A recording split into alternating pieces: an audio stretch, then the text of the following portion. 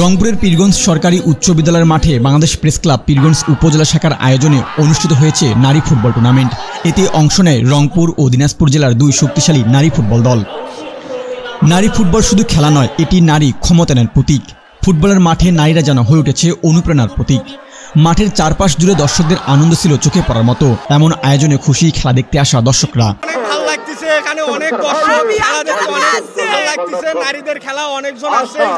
আমরা আসছি অনেক দূর থেকে খেলা দেখার জন্য আসছি এবং অনেক দর্শক আসছে।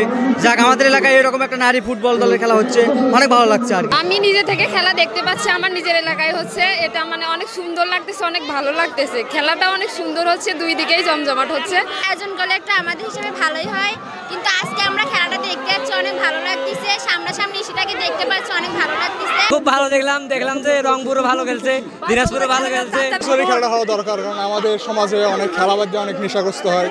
দেখে আমাদের খেলাটা অনেক ভালো লাগতেছে এবং প্রায় হচ্ছে আমরা ভাইরাল ইস্যুটাকে দেখতে পাচ্ছি, আমাদের মাঝে অনেক আনন্দ উপভোগ করতেছি। এখানে তো অনেক মানুষ উপস্থিত আছেন, তো সেক্ষেত্রে খেলা দেখে বেশি আনন্দিত লাগছে আর কি। আমার কাছে খুব ভালো লাগতেছে। এই উদ্যোগদাতাদেরকে আমি ধন্যবাদ জানাই আর কি। খেলাটাকে খুব সুন্দরভাবে এনজয় করতেছি। খেলায় উভয় দলের লড়াই ছিল সমানে সমান। প্রথমার্ধে বৃষ্টির একমাত্র গোলে ম্যাচ এগিয়ে যায় দিনাজপুর নারী ফুটবল দল এবং খেলায় নির্ধারিত সময়ে রংপুরকে 1 গোলে হারিয়ে জয় ছিনিয়ে নেয় দিনাজপুর জেলা নারী ফুটবল দল। সরকারের পৃষ্ঠপোষকতার পাশাপাশি স্থানীয়ভাবে বেশি বেশি এমন টুর্নামেন্টের আয়োজনের দাবি নারী ফুটবল সহ দল ম্যানেজমেন্টের। বেশি খেলা দিলে আমরা অনেক সুযোগ পাবো, সামনে আগায় যাব। আমাদের স্বপ্ন যে আমরা বাংলাদেশ জাতীয় দলে খেলবো, বাংলাদেশের মুখ উজ্জ্বল করবো। হ্যাঁ, অনেক ভালো অনুভূতি। আর এখানকার দর্শক দেখছি অনেক।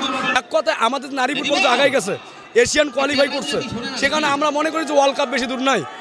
আমি মনে করি যেমনটা খেলতেছে তেমনটা ঝরেও যাচ্ছে। এই ঝরে যাওয়ার কারণ অনেক বেশি টুর্নামেন্ট করতে হবে, এদের খেলায় রাখতে হবে।